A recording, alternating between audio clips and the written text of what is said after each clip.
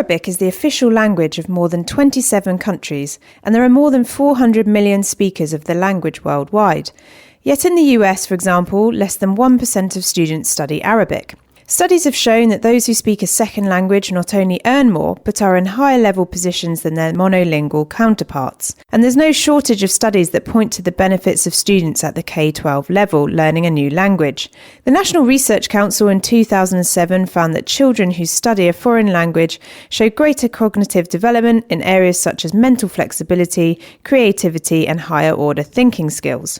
Qatar Foundation International inspires meaningful connections to the Arab world by creating a global community of diverse learners and educators, connecting them through effective and collaborative learning environments inside and outside the classroom. Qatar Foundation International builds bridges across cultures by increasing the number of K-12 students in the Americas and the United Kingdom with a good knowledge and understanding of Arabic language and culture by increasing the number and quality of Arabic programs in state and public charter schools in the United States and other countries.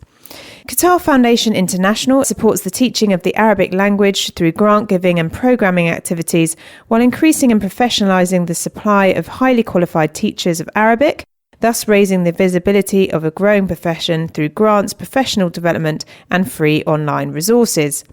For more information on free teaching materials and available grants, please go to qfi.org and ispeakarabic.com.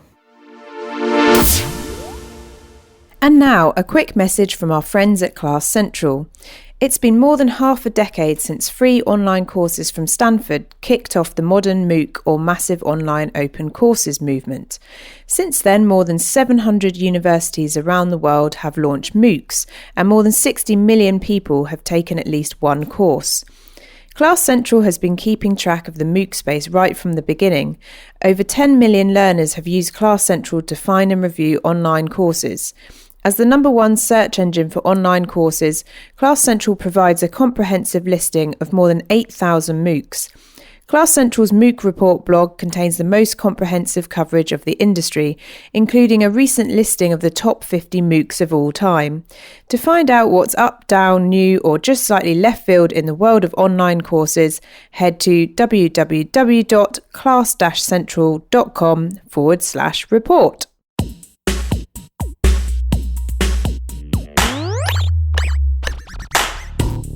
Stone the Crows, hello and welcome everyone to this 8th edition of the ASU GSV Summit series on the EdTech podcast. My name is Sophie Bailey and this is the podcast dedicated to bringing together the whole spectrum of learning and talent innovation from around the world. So do let us know where you're listening in by recording a message via speakpipe.com/the EdTech podcast, or you can tweet us at Podcast EdTech. I'm stoked to know you're tuning in.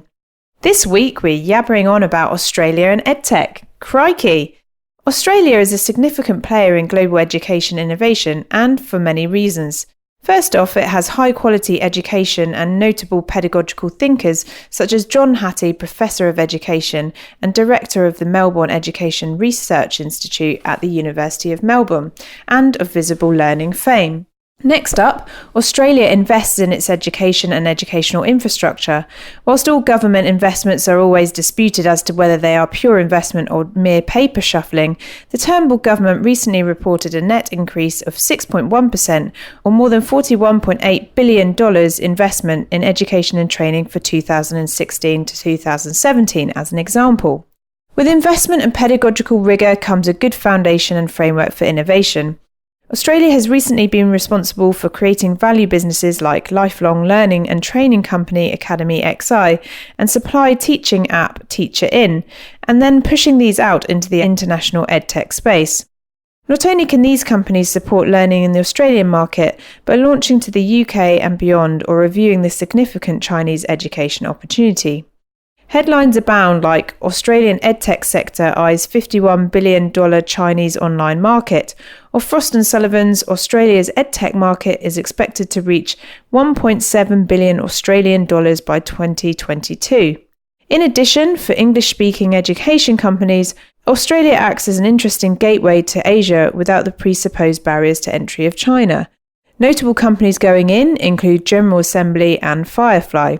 In this episode, I explore all of this educational and economic exchange with John Angley, Senior Trade and Investment Commissioner at the Australian Government, Riley Batchelor, CEO of accelerator Edugrowth, and startup founder Isuru Wanasinghe of Life is Yellow. But first, here's Summer Howarth, Learning Director at previous podcast guests Education Changemakers, to set us up for this week's episode. We're really seeing quite a lot of partnerships between schools together, which is pretty interesting. So a lot of different schools across sectors are coming together to look at certain common issues around differentiation or provision of STEM opportunities. That's pretty exciting. We're also seeing a lot of notable partnerships coming through as well through industry mentorships into schools. And what that's really doing is building up the capabilities and capacities of teachers to be thinking with an innovator's mindset. We're seeing lots of partnerships that are changing mindsets and changing curriculum with putting the teacher at the core of their own development, which is really great. EC17 is our Education Changemakers event within EduChange Week, which is also something that we design and architect and curate and lead. Some of those big trends were around our small sort of early stage startups. We did some work with Edugrowth and Startup Victoria and also Launch Vic here to think about those smaller businesses that are really starting to tap away at niche innovation that could help teachers do their job better. So some of the big trends that came out from that side of things, we had nearly 40 early stage startups that were testing, prototyping, getting rapid feedback on proof of concept for what it is that they are putting into schools to support kids getting better outcomes. So that's a big trend, a big development in the Australian landscape. Other trends, I suppose, that were coming out from a school side was very much around transitions. And we had a lot of teachers who were working, K to 12 and then chatting with early childhood and really understanding how we can get better at those transitions across stages of schooling, which I think that's a really great trend. So often we get into a conversation around, is it STEM or is it coding or is it the arts? And this was very much around knowing our students and how they learn, and a lot of collaboration across what we call the collective genius, which is what we term for the participants of the event. They were really working together to understand each other's stages of schooling and the expertise that each had in the stages of schooling so that we can get better at transitioning students while engaging them in that education worth having.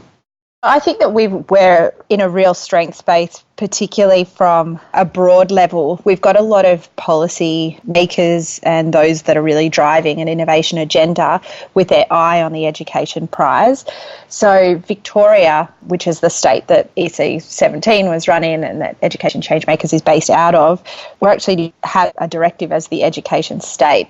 Now that means we've got a lot of world standard higher education, secondary and early childhood as well. But we've actually also got the nation's education architecture here. We've got deliberate agencies looking after curriculum, looking after Asia education, looking after Foundation for Young Australians, looking after teacher quality.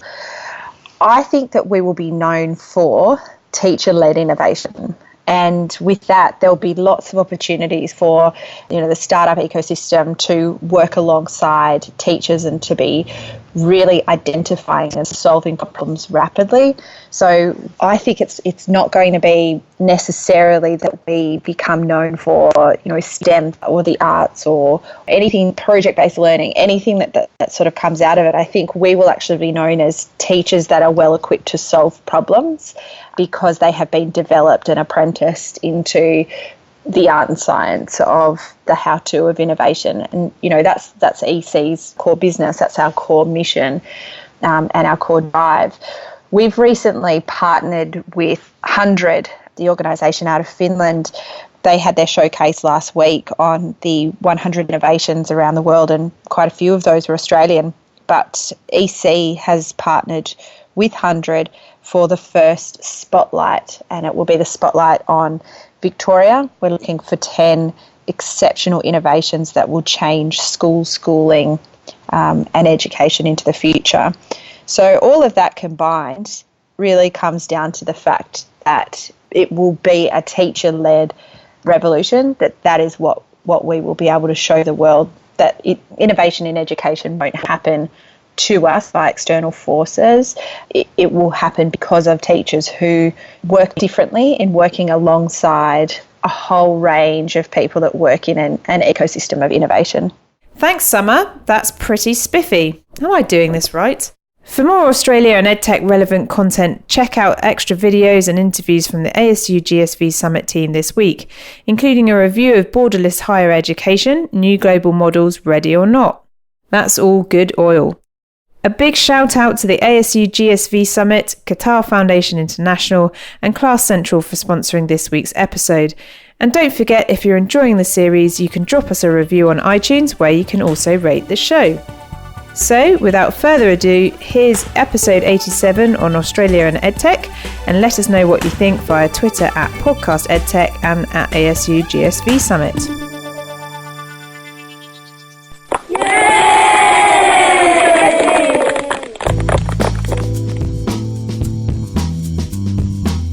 So I'm delighted to be here this morning with John Angley, who's Senior Trade and Investment Commissioner at the Washington Embassy for the Australian Government, and also with Riley Batchelor, CEO of Edugrowth out of Australia. So welcome both. Thanks for having us, Sophie. So John, just to kick off first of all, so we met yesterday. As I understand it, your role is similar to, if people are listening from the UK, the Department for Trade and International, what was UKTI. So could you tell us a little bit about what you're seeing with education, innovation and EdTech, both in terms of export and then also investing in sort of that back in Australia as well? Sure. Well, our organisation is actually called AusTrade, and we're an Australian government-owned organisation, and we've got three roles, and they all come together with EdTech: the promotion of Australian exports, attraction of foreign direct investment to Australia, and our third major role is the promotion of the Australian education and research sector.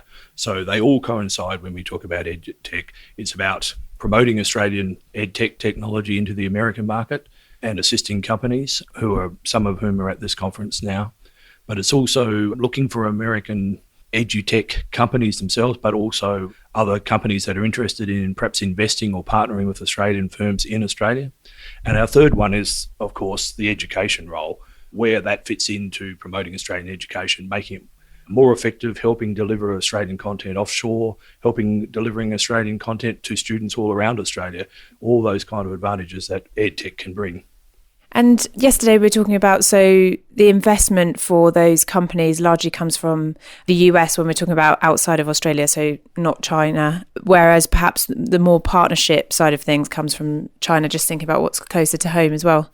Yes, it's a mix. Australia's got a fair bit of investment funds, but not enough, because the sector is growing rapidly and there's a lot of competition from other sectors in the economy looking to fund their own growth. So the US has always been a major source. It's a major long-term investor in Australia, and also it's a kind of place to which Australia looks for innovation and also funding and commercialisation of good ideas. But places like China, places like Europe, places like Japan, they're all sources of funding as well. The US tends to dominate at the moment, but the others are growing. And even yesterday, I met some Australian firms who have been approached by Chinese investors. So, the world is changing just like the technology.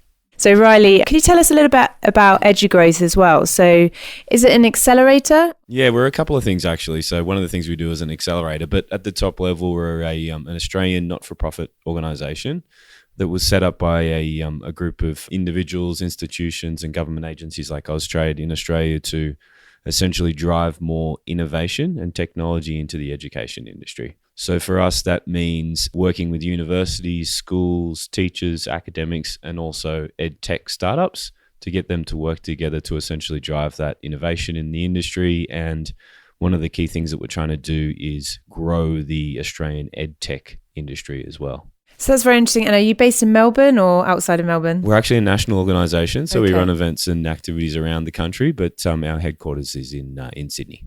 Interesting. So I saw this morning an announcement about the Victoria government putting about $80,000 into an edupreneur event in September. But I think that was in Melbourne. It's in Melbourne, yeah. We're actually partnering on that event great, with the yeah. Education Changemakers guys. And it should be a good conference, yeah. Yeah, that's all very exciting. And could you tell us a little bit about some of the innovators that take part in Edugrowth or are part of that community as well? Yeah, so in our community, we have our accelerator team. So we have a full-time accelerator where we invest $50,000 for a small equity stake in a number of companies every year. So our first cohort this year has 5 companies. They're here with us at ASU GSV. And then we have a whole network of other companies in our organisation. So there's about 350 EdTech startups in Australia, spread out around the country, but the majority in Sydney and Melbourne. About 65 to 70% of them are K-12 focused, the rest in higher ed, adult learning and early childhood. And look, there's some amazing companies coming out of Australia, and there's obviously the big ones like 3P Learning and Learnosity, and a lot of up-and-coming companies that are really just breaking through, raising capital, finding more customers, and then a lot of early-stage companies as well. But we're pretty excited about the growth of the local industry. And the government in Australia and, just thinking about some of the large trade shows, so EduTech, Australia is really on the map, I think, in terms of EdTech. So what do you think it is that's unique about the country that provides a fertile ground for that particular sector? Well, we have a very large education industry. So, international education is our largest, or education is our largest service export industry. So it's a big industry for us, around a $20 to $21 billion industry. And we've got some great quality universities, relatively strong vocational ecosystem, and some great quality schools as well. So, I've talked to a lot of folks here at ASU GSV who are saying that, Australia is their 3rd or 4th biggest country outside of the US and perhaps Europe. So a lot of EdTech companies are organically breaking into the market.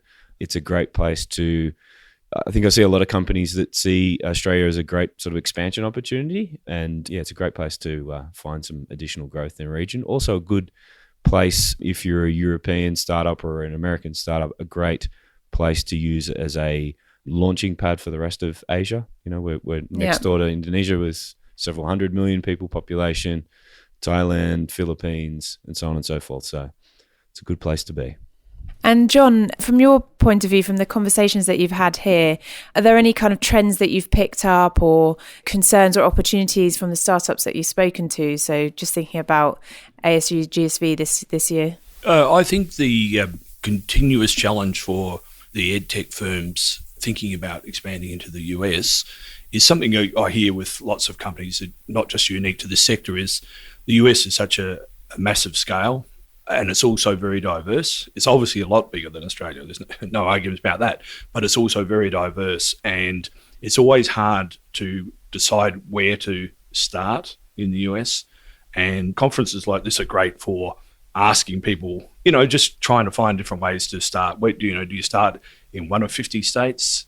If you're looking at schools, there's apparently 14,000 local school administrations that often have their own decision-making processes. So where do you start if you've got a product that's aimed at the school sector? So it's that kind of challenge. None of it's impossible, but you've kind of got to keep thinking about what is your focus and what do you really want to do so that then you can know which part to target, because if you don't, you'll stand there mesmerised by the size and the complexity and the diversity of the place. And how does that compare to the education sort of structure in Australia? Is it relatively decentralised or is it? No, look, the way the Australian system is organised brings tears to American eyes because they look and they just know what the US is like and how kind of complicated and diverse it is, and they look to Australia where we kind of tend to be fairly centralised.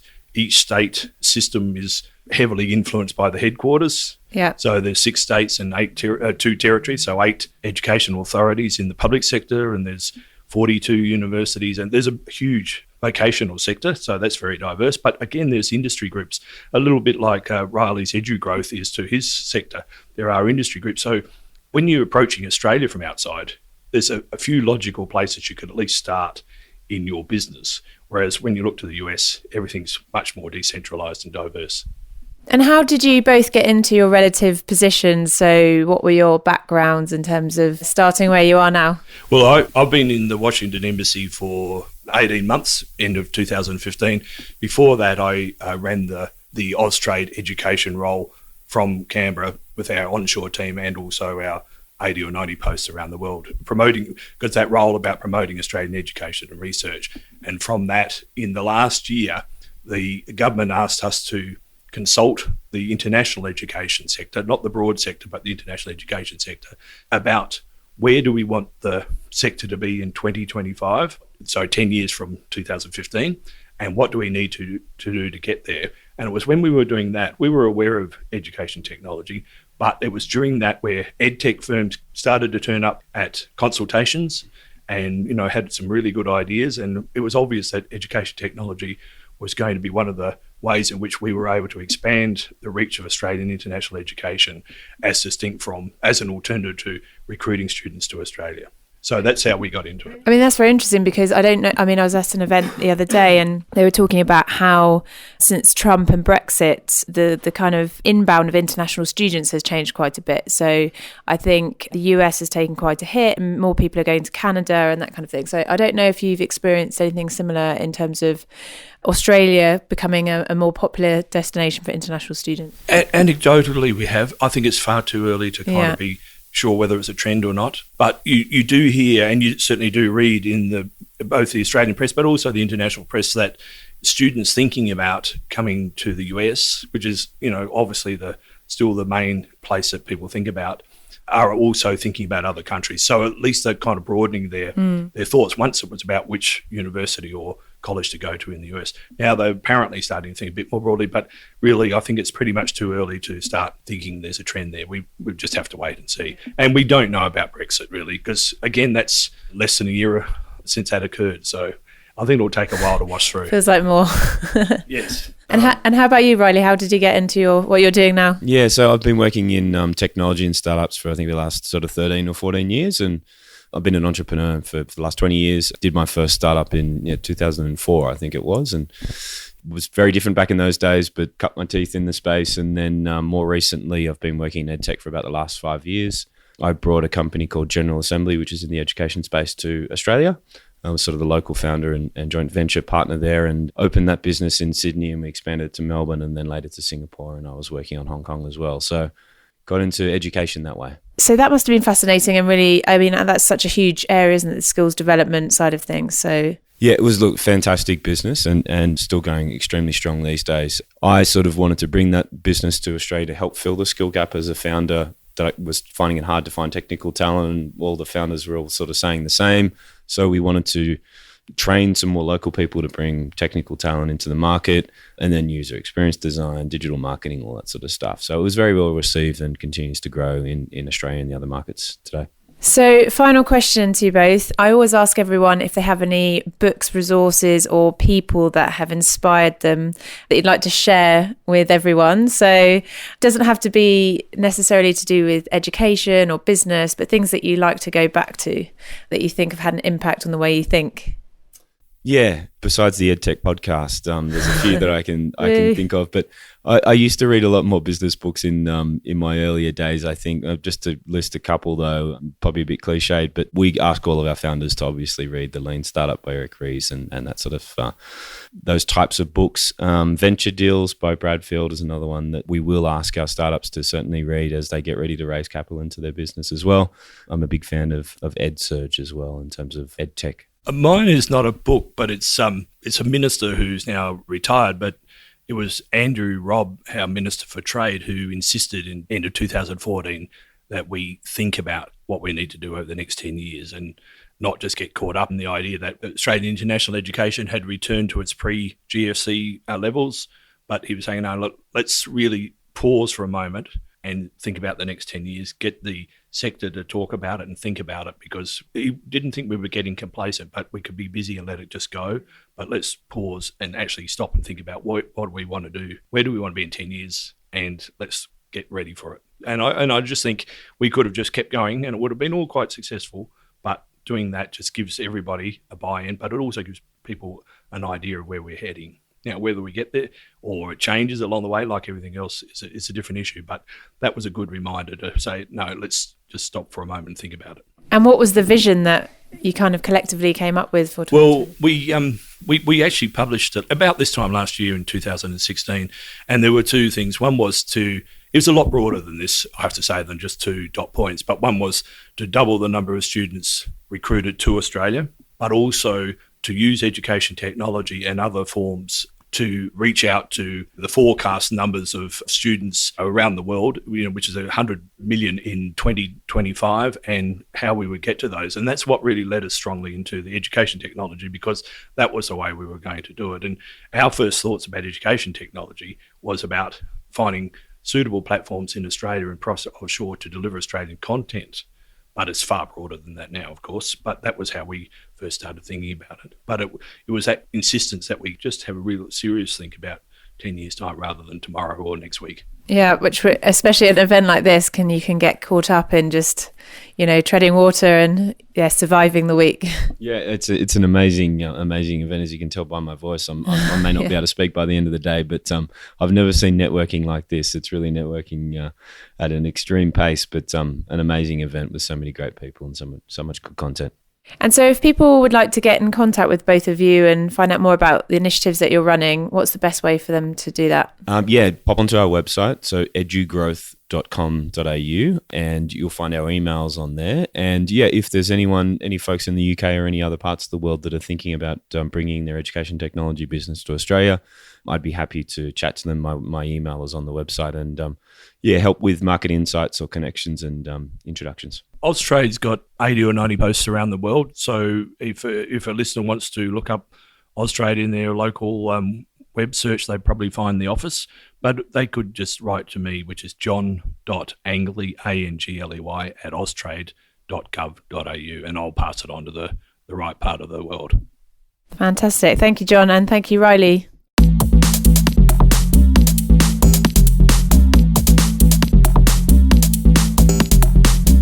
I'm here with Isuru Wanasinghe. That's right, yeah. Hooray, from Life is Yellow. Yes. It's the continuation of Australia Day on the EdTech podcast, because you're a startup out of Australia here as part of the Edugrowth cohort. Is that correct? That's right, yeah. As part of the Edugrowth Accelerator. So we're here with Navitas Ventures as well, who's kind of the top dog of this whole situation. And they've got a huge presence here at ASU GSV, so it's very exciting to be a part of that. And so tell me all about yourself and all about Life is Yellow. Yeah, sure. So at Life is Yellow, we design and develop video games to help kids learn mathematics.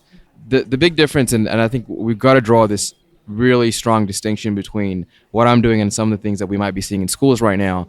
In the digital space, when it comes to mathematics and games, there's a lot of products that are simply digitizing worksheets. In Australia, the biggest product is Mathletics. In the United States, you've got products like iExcel and Splash Math. And what they've done is they've taken the worksheet and they've borrowed elements from the video game industry, like trophies and badges and points, and they've tried to make education a bit more sticky, mathematics a bit more sticky, to try to get these kids to do more practice. The next chapter, when it comes to delivering educational content, will not be a medium that simply improves that stickiness by 50% or 60%. It'll be something that improves the stickiness twofold, fivefold, tenfold, 500%, 1,000%. And I think that it's going to come in the form of a very different kind of delivery. And I'm actually suggesting that delivery might be video games. So, with the game that I'm developing, and I'll actually touch on something very exciting that happened earlier this morning as well. But with the game that I'm developing, you run this crazy takeaway shop serving... I love it already. Serving tomato soup to this never-ending line of hungry cats. That's the essence of the game. You and I would play it, on the bus or the train to and from work. But when you place it in the hands of a 6-year-old child, he or she ends up going through hundreds, if not thousands, of mental arithmetic calculations, because you have to add a price tag to every tray that you deliver. Now, the hardest part of the game is actually not the mental arithmetic, it's actually making the soup. So the mathematics has to very quickly become second nature to you in order for you to keep up with the pace of the game. And what's really cool about video games is that when you fail, you are right back on it. You are very quick to hit that retry button and jump right back on it. And that's really where you get that power. Actually, in that 10 a.m. session that we had a couple of days ago that you were leading, they talked about switching the word failure for iteration. That is the essence of bringing video games into the education industry. So that's that big distinction between, gamifying worksheets versus using natural gameplay and integrating educational objectives as a part of natural gameplay. There's a huge distinction there. And the thing I wanted to talk about with this morning actually is, I don't know if you got the opportunity to sit in on the morning keynote. I didn't, unfortunately. Who was that this morning? Well, there was a whole bunch of stuff, and one of the ones that really struck me naturally is two guys who used to work at, a whole team of them who used to work at Rovio. Lightning. Rovio is that's right. They've been on the podcast. Yeah, okay. So you already know them. So they used to work at they produced Angry Birds, over 4 billion downloads, one of the stickiest products in human history. And they're now working on a product, as you know, they're working on a product that it's a game. It's first and foremost a game, and it teaches you about particle physics without you actually realizing it. And they said something really interesting, which is something that I've been trying to share with people that I have conversations with that doesn't make a lot of sense for them. This idea of like anyone would play it, a 5-year-old, a 15-year-old, a 25-year-old, a 35-year-old, and they will play it because they're just having fun. Yeah. And as a side effect, you'd learn things and you wouldn't even know it. And it was so refreshing to hear a really big player reflect those same thoughts. I don't know if you saw the keynote from the CEO of Unity. Yeah, I was there for that. Oh, that was extraordinary. And he was also talking about the failure aspect and, the fact that it's just absolutely part of the game and, you just get back into it. So. Yeah, and I love that. How it contrasts so directly with the way we perceive failure inside of schools.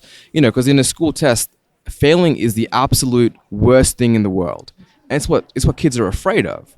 But, in the real world, in startup culture, when you're developing a business, and also in the video game world, failure is iteration. You're supposed to fail. You're supposed to fail a few times before you get it right. And actually, it's part of the fun, right? It's part of the reason that you kind of it drives you. The failure drives you. And that's what drives a lot of entrepreneurs as well. And it's really exciting to hear that kind of philosophy now finally making its way into education. And I think it's something that's going to rub educators the right way as long as we work closely with them. The worst thing that you can get is developers and people who work in the entertainment industry going too far with ideas like that without working closely with the people who understand the kids the best, which is teachers. And so how did you get into the educational game space and, what was your kind of history before that? So about 4 years ago, I started my first education company. It's an after-school tutoring center in Sydney, Australia. So kids would come to our premises. We have 2 stories of a small building in Sydney. They come to our premises after school to get taught essentially all over again. We have about 35 teachers, and we assume that the child knows nothing. We assume that they were not taught at all. The reason we make that assumption is because teaching quality can vary very dramatically from school to school, even from classroom to classroom inside of a single school. So we assume they haven't learned anything. And we provide an end-to-end solution when it comes to schooling, essentially. Our space is essentially a second home for a lot of these kids. They come in and they spend most of their time there. Now, when you develop a space like that, you are front and center with some of the biggest issues that teachers are challenged with. And in this case, it was the challenge of engagement. How do you deliver content that is sticky with children? And that's kind of where Life is Yellow came from. I realized that a lot of the content that we deliver inside of really any classroom across the world, if we change the medium by which we deliver it and we draw inspiration heavily from other industries like the video game industry, you can actually remove a lot of the unhappiness that you find in the classroom. I think the biggest thing for me was there is this perception, you and I both know this, and everyone knows this, there's this perception that school sucks and that education sucks, right? This is what students think about school, about class. And I think that's horrible, and it makes no sense because education should inherently be this fun, adventurous thing. And somehow we seem to have sucked all the joy out of education. So for me, it was kind of like, I should totally try to design and develop products that brings the joy back into that space. And that's kind of what got me into it. And what was your own education like, and where was that? So I went through all of elementary school or primary school in Malaysia. Oh, wow. Because my dad's a civil engineer. He got a job there. So we all kind of moved there to be with him, be closer to him. And then all of high school and university was in Sydney, Australia. I can't say that I didn't dislike school that much, to be honest. But I know a lot of people who kind of struggled through it. There's also this huge misunderstanding when it comes to the things that we learn at school and why we learn it. That's something that I felt as well. And, growing up, I kind of just ignored it. It's really bad. You had to adjust to the system. So what I just ended up doing was, just study obsessively until you could do well in those exams so that you could get into the degree that you wanted. I ended up studying engineering. And it's funny. It was actually in my engineering degree for the very first time that I started to understand some of the practical reasons why we learn some of the technical things we learn at school. But why do we wait for so long to connect education to the real world? It makes no sense. So there's an award-winning maths teacher in Finland called Marit Rossi. I don't know if you've heard of her, but she's a Global Teacher Prize nominee. But she's been really successful in getting, I think in Finland, if you look at the amount of girls that are sort of passing maths and doing well at maths, it's high relatively compared to other countries across the world. She was very passionate about taking it back to real world problem solving. So for example, give the children the problem of, there's a refugee camp, how many blankets does everyone need, how much food does everyone need, this is the amount of people, this is the distance I have to travel, and kind of working it out like that. So that's extraordinary. And there's a lot of really exciting things happening in Finland, and it's really cool that the rest of the world is at least watching. And it'd be very exciting to see some much larger countries, like America, actually start to adopt those things. That'd be very exciting to see that. So next week I'm taking part in Lego's conference in Denmark. Cool. The panel's all about STEM and STEAM, and how do we go about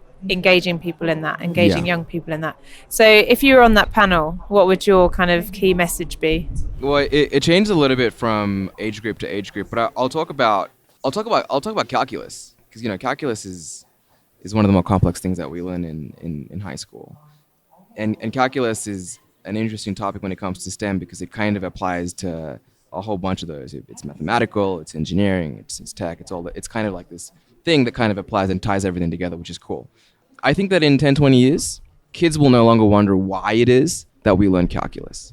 The reason I say that is, well, let me tell you first actually when it was that I first discovered why we learn calculus. It was in second year engineering when we used calculus to calculate the force that a structure would place on the ground beneath it to see whether it was viable, whether it was buildable.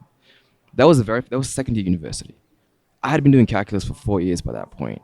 So for 4 years, I had no idea why we learned calculus. And all of a sudden, they revealed it. And it wasn't some big reveal. It was just part of an assignment. And all of a sudden, it clicked for me that this is why we learn calculus. But in 10, 20 years, kids will no longer wonder why it is that we learn calculus in year 11. And the reason that I say that is that you won't learn calculus in a textbook or through worksheets or through a workbook. You will learn calculus in what will likely be a game simulation. If you've ever played SimCity before, it's a building, so you get to build a city inside of this game, and you're going to try to manage your water utility, electricity utility, and your budget, etc. It's a great game, but what will happen in the future is that as a student, you will interact with devices like tablets or phones or desktop computers even, and build. You'll be given digital building tools like you get in SimCity to build a dam to, let's say, save a population in some part of the world that is running out of water. That will be the game objective. And you would have to use calculus in combination with the digital building tools to actually achieve that objective. If you teach calculus in that mode and in that way, kids will no longer wonder why we learn all that mathematics. It's immediately obvious the grand gravity of that subject topic. And I think that it is our responsibility to start to look to that future and to start to experiment in that space today. I think it's our responsibility to start to make our mistakes when it comes to developing products like that, because we're not going to get it right. And it'll only come into fruition in a meaningful way in 10, 20 years if we start to experiment today. So, what would excite me the most is to see creative companies and educators come together and to start to build those simulations today so that we can get it right eventually. And that's like the promising end of VR and AR, isn't it? Yeah, where it becomes like a simulation that helps learning as opposed to just, immersive for its own sake, I think. So. That's right, yeah. It has to provide value beyond just the immersion. Yeah, and what happens here is you're, in a very meaningful way, connecting theory to practice.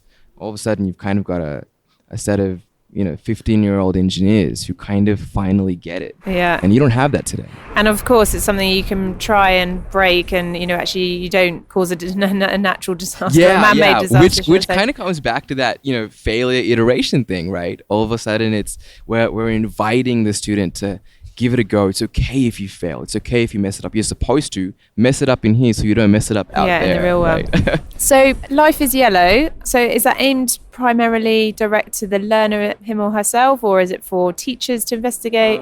So I've released a very early version of the game onto the App Store. So if you have an iPhone or an iPad, you can actually search for Life is Yellow on the App Store and download it. It was a soft launch, so it was not an official launch. The reason I put it on the App Store at all is to make it easy to distribute to teachers. And we're going through a very rigorous testing phase right now. So the game is by no means anywhere close to perfect. There's lots of things that we need to figure out. The learning curve is extremely steep right now, but you should totally give it a go. You should download it. You should have a play.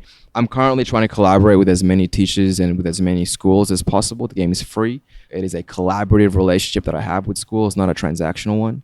The game will likely always be free with perhaps in-app purchases that people can buy. And the people who buy into in-app purchases may not even necessarily just be parents. It might be just the general public who enjoys playing the game.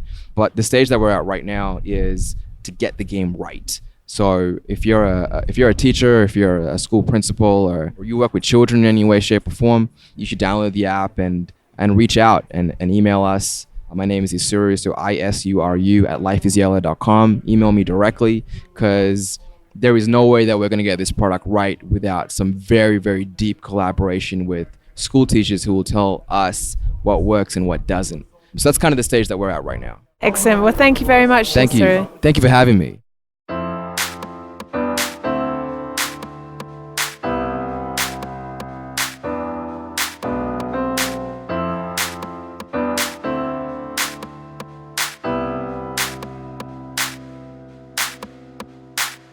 Well, that brings us to the end of this 8th episode from the 10-part ASU GSV Summit series.